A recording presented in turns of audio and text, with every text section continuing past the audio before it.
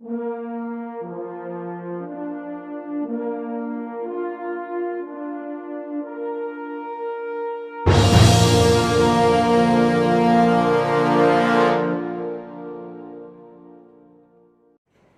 To DS button maths classes. अगले lecture में standard 11 mathematical reasoning, इसमें हमने देखा था कि कंपाउंड स्टेटमेंट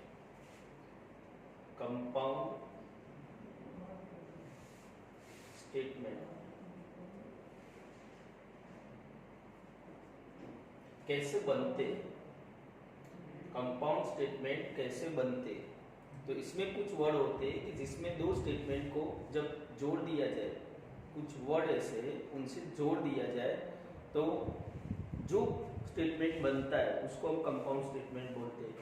और जो वर्ड से जो जोड़ने का काम करते हैं उन वर्ड्स को हम क्या कहते हैं, तो लॉजिकल कनेक्टिव्स।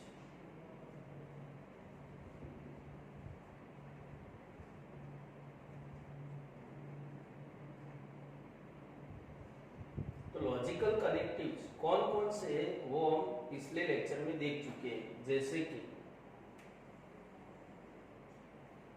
जैसे कि एंड होता है, और होता है, इफ देन होता है, and if and only if.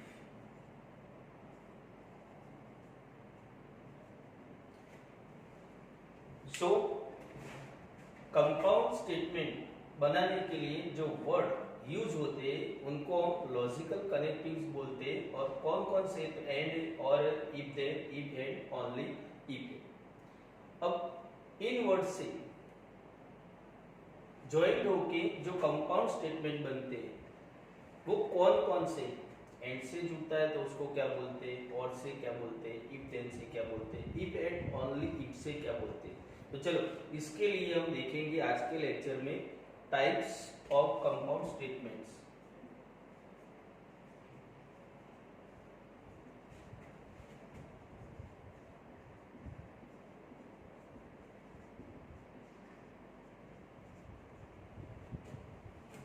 Types of compound statements. जब दो स्टेटमेंट जैसे कि पी ए क्यू, ये दोनों स्टेटमेंट्स को हम एंड से जोड़ देते तब कंपाउंड स्टेटमेंट मिलता है। सो एंड से ज्वाइन होता है तो उसको हम बोलते हैं कंजंक्शन।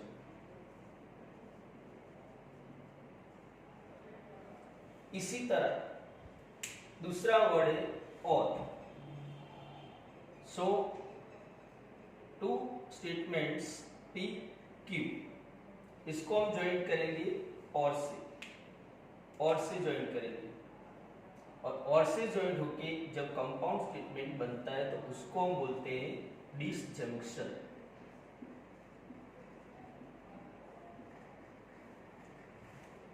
थर्ड जो है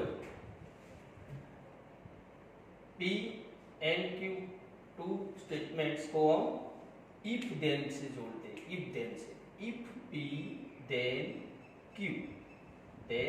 क्यू, तब जब बनता है कंपाउंड स्टेटमेंट तो उसको हम बोलते हैं इम्प्लीकेशन। क्या बोलते हैं, इम्प्लीकेशन, जिसका कॉन्ट्रापोजिटिव नेम है कंडीशनल स्टेटमेंट, जो आप 10th में पढ़ चुके हैं। थियरम, जिसको थियरम को हम क्या बोलते थे, कंडीशनल स्टेटमेंट्स।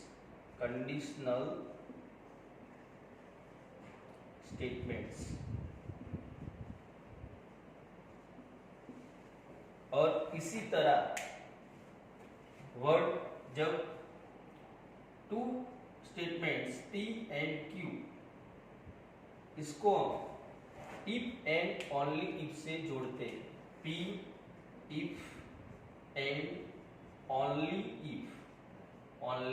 इफ क्यू, तब कंपाउंड स्टेटमेंट बनता है तो उसको हम बोलते हैं double implication.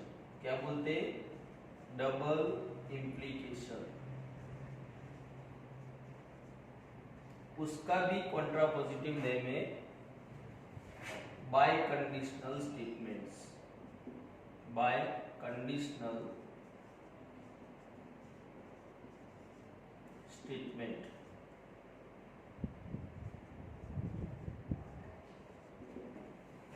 So types of compound statements, 4 types है कंपाउंड स्टेटमेंट्स के, 4 टाइप्स है जिसको हम बोलते हैं कंजक्शन, डिसकंजक्शन, इम्प्लीकेशन, डबल इम्प्लीकेशन। हमें क्या याद रखना है? तो हम ये सोचेंगे कि जब 2 स्टेटमेंट्स एंड से ज्वाइंट होते हैं तो उसको कंजक्शन बोलते हैं, 2 स्टेटमेंट्स और से ज्वाइंट होते हैं तो डिसजंक्शन बोलते हैं, 2 स्टेटमेंट्स इफ देन से ज्वाइंट होते हैं तो उसको इम्प्लीकेशन बोलते हैं, उसका कॉन्ट्रापोजिटिव नेम है कंडीशनल स्टेटमेंट। एंड जब 2 statements if and only if से ज्वाइंट होते हैं तो उसको हम बोलते हैं डबल इम्प्लीकेशन, जिसमें 2 कंडीशन है, 2 कंडीशनल है, इसलिए उसको बोलते हैं बाय कंडीशनल स्टेटमेंट। अब आगे देखेंगे ways to right implication.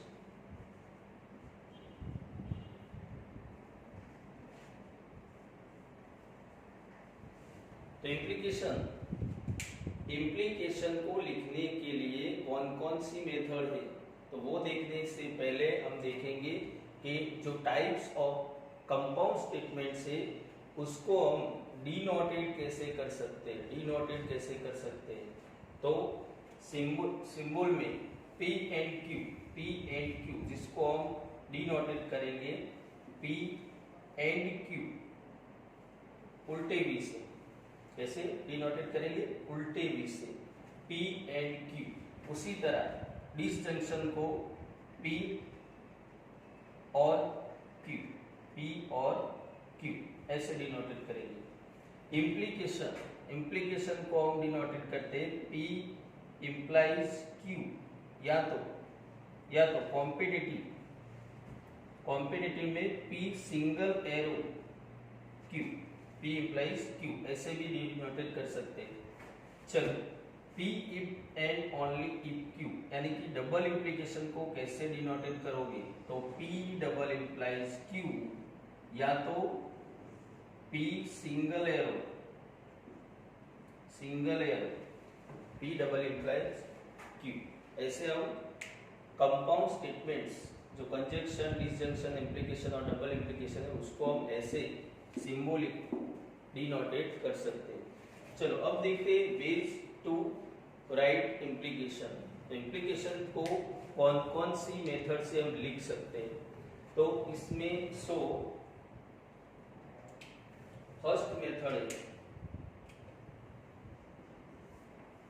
First method जो जनरल है उसको हम लिख सकते हैं इफ P then Q। अब इसके बारे में हम देखें तो इम्प्लीकेशन के बारे में देखें तो P इम्प्लाइज Q, या तो लिख सकते हैं इफ P then Q। तो जो फर्स्ट वाला उसको हम कौन सी कंडीशन, ये कंडीशनल स्टेटमेंट है तो इसमें दो कंडीशन होती है, कौन कौन सी, उसको क्या बोलते वो हमें पता होना चाहिए। तो जो फर्स्ट कंडीशन है उसको हम सफिशिएंट कंडीशन बोलते हैं, सफिशिएंट कंडीशन। और जो दूसरी कंडीशन है Q उसको हम बोलते हैं necessary condition.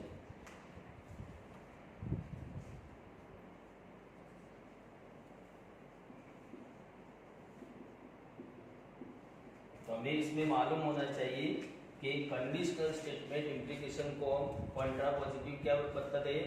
Conditional statement Q के इसमें दो कंडीशन होती है। फर्स्ट वाली कंडीशन है उसको हम बोलते हैं सफिशिएंट कंडीशन, और जो दूसरी कंडीशन है उसको हम बोलते हैं नेसेसरी कंडीशन। अब जो Q है वो किसकी नेसेसरी कंडीशन है? किसकी नेसेसरी कंडीशन? तो Q है वो P की नेसेसरी कंडीशन है, और P क्या है? तो P सफिशिएंट कंडीशन है किसकी? तो Q की। वो दोनों एक दूसरे की कंडीशन है। तो अब इसको हम ऐसे भी लिख सकते हैं, Q is necessary condition for P। P के लिए हम बताएं तो Q क्या होता है, तो Q नेसेसरी कंडीशन होती है किसके लिए, और P। उसी तरह हम लिख सकते हैं P is sufficient condition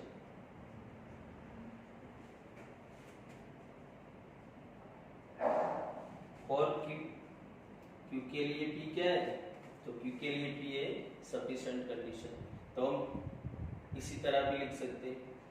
दो और भी वेज है, कैसे कैसे, तो फोर्थ Q if P ऐसे भी लिख सकते हैं, Q if P ऐसे भी लिख सकते हैं, और फिफ्थ Q then P ऐसे भी लिख सकते हैं, Q then P, Q then P। So ways to write implication। तो कितने तरह से हम implication को लिख सकते हैं, तो if P then Q लिख सकते हैं, Q is necessary condition for P, P is sufficient condition for Q, Q if P and Q then P। तो 5 टाइप से हम implication को लिख सकते हैं। अब आगे देखते हैं,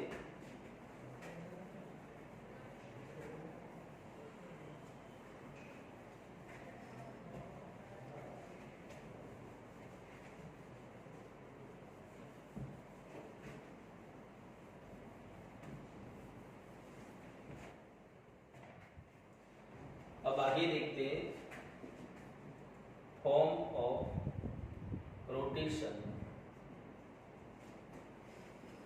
ऑफ इम्प्लीकेशन।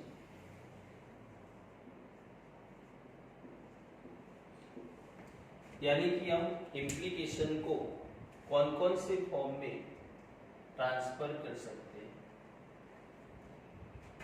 तो हम इसके 3 टाइप के फॉर्म में उसको ट्रांसफर कर सकते हैं। किसको, इम्प्लीकेशन को। कौन कौन से, converse, so converse of implication. So implication का हम कन्वर्स लिख सकते हैं, इनवर्स ऑफ इम्प्लीकेशन। इम्प्लीकेशन का इनवर्स लिख सकते हैं, और contrapositive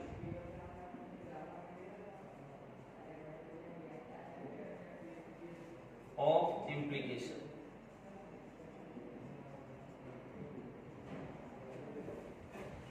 so form of rotation of implication 3 form है उसके, converse of implication, inverse of implication and contrapositive of implication. So first, converse of implication।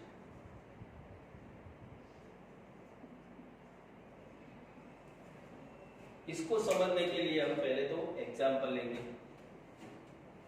So first, if 2 plus 3 is equal to 5, then 2 into 3 is equal to 6। ये जो हमें inverse, ये हमें क्या दिया हुआ है, इम्प्लीकेशन दिया हुआ है क्या, if 2 plus 3 is equal to 5 then 2 into 3 is equal to 6। उसको हमें, ये इम्प्लीकेशन को हमें इसमें किस फॉर्म में लिखना है, कन्वर्स फॉर्म में। तो कैसे लिखते हैं, कैसे लिखते हैं उसको, कन्वर्स ऑफ implication,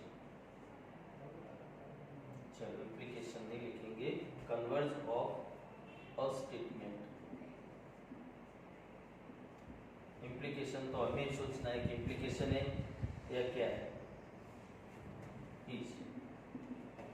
चलो converge of a statement if 2 plus 3 is equal to 5 then 2 into 3 is equal to 6, तो क्या होगा उसका कन्वर्ज। तो पहले तो हमें देखना है कि यहाँ दिया हुआ जो स्टेटमेंट है वो कौन सा है, कौन सा है। तो कंपाउंड स्टेटमेंट है। कंपाउंड स्टेटमेंट की टाइप कितने हैं, तो 4 टाइप के होते हैं। कौन कौन से, तो conjunction, disjunction, implication and bye conditional statement, यानी कि डबल इम्प्लीकेशन। तो इसमें से कौन सा कंपाउंड स्टेटमेंट दिया हुआ है, तो if 2 plus 3 is equal to 5 then 2 into 3 is equal to 6, यानी कि हमें यहाँ इम्प्लीकेशन दिया हुआ है, कंडीशनल स्टेटमेंट दिया हुआ है, तो इसका हमें कन्वर्स करना है। देखो आंसर लिखते हैं, उसके बाद बात करते हैं कि इसमें क्या चेंज आया हुआ है, क्या चेंज आया हुआ है आंसर। चलो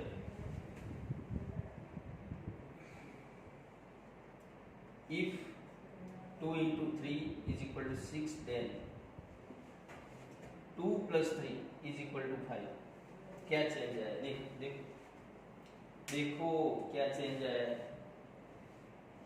if 2 plus 3 is equal to 5 then 2 into 3 is equal to 6, यहाँ क्या है आंसर में, क्या है if 2 into 3 is equal to 6 then 2 plus 3 is equal to 5, यानी कि यहाँ जो हमें इम्प्लीकेशन दिया हुआ है उसमें 2 कंडीशन होती है। कौन कौन सी, फर्स्ट कंडीशन है जो 2 plus 3 is equal to 5, उसको हम क्या बोलते हैं, तो सफिशिएंट कंडीशन बोलते हैं। और जो दूसरी कंडीशन है 2 into 3 is equal to 6, तो वो कौन सी कंडीशन होती है, वो नेसेसरी कंडीशन होती है। दोनों को हम क्या करेंगे, चेंज करेंगे, उन दोनों को चेंज करेंगे, यानी कि दोनों की स्पेस प्लेस क्या करेंगे, चेंज करेंगे। चेंज करेंगे क्या होगा, जो नेसेसरी कंडीशन है वो हो जाएगी सफिशिएंट कंडीशन। क्या होगी, सफिशिएंट कंडीशन। और जो सफिशिएंट कंडीशन है वो क्या होगी, necessary condition.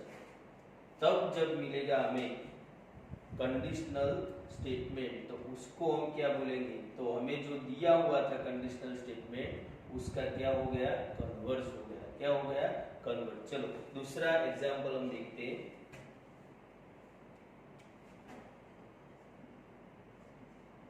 Converse of a statement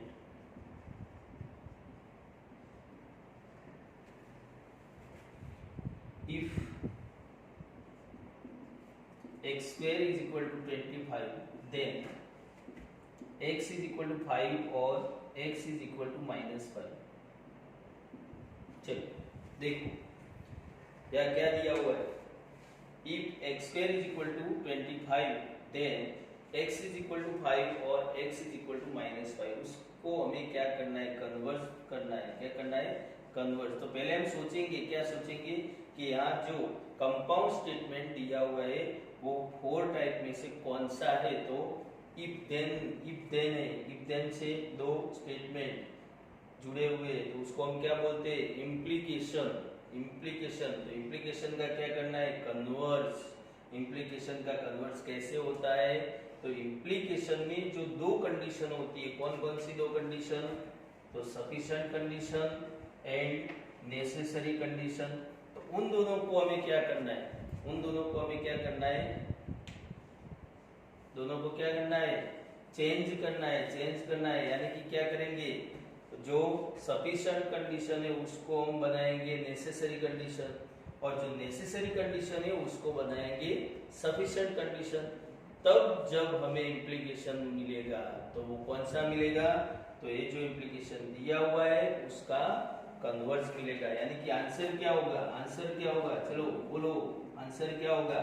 तो इफ जो नेसेसरी कंडीशन है वो क्या होगी, सफिशिएंट कंडीशन, यानी कि x is equal to 5 और x is equal to -5, then जो सफिशिएंट कंडीशन है वो क्या होगी, तो नेसेसरी कंडीशन, यानी कि x square is equal to 25, क्या होगी 25 समझ में आया क्या हुआ 25। तो उसका मतलब हमें वर्ड में समझना है, तो वर्ड में क्या लिखेंगे, the implication received by, the implication received by, the implication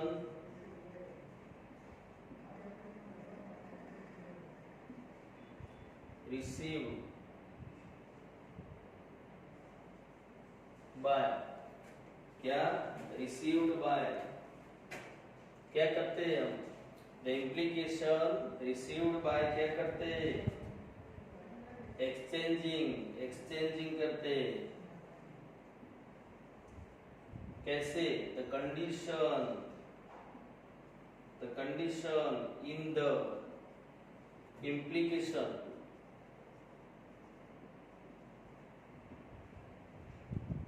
is called the converge of implication। चलो समझ में आया। The implication received by exchanging the condition in the implication is called the converge of implication। यानी कि क्या के दो condition हमें दी होती है, उनको हमें क्या करना है, एक्सचेंजिंग करना है। एक्सचेंजिंग करने पे हमें जो रिसीव्ड होगा, जो इम्प्लीकेशन रिसीव्ड होगा उसको हम क्या बोलेंगे, कन्वर्ज ऑफ इम्प्लीकेशन। तो जिसकी डेफिनेशन हम बोल सकते हैं, the implication received by exchanging the condition in the implication is called the converse of implication. तो चलो बच्चों, अब आपको ये टॉपिक समझ में आ गया होगा, कन्वर्ज ऑफ इम्प्लीकेशन यानी कि form of rotation of implication, उसको फर्स्ट फॉर्म है कन्वर्ज ऑफ इम्प्लीकेशन। तो इस लेक्चर में हमें यहाँ तक देखना है। अब अगले लेक्चर में हम उसके दूसरे जो फॉर्म है, inverse of implication and contrapositive of implication, अगले लेक्चर में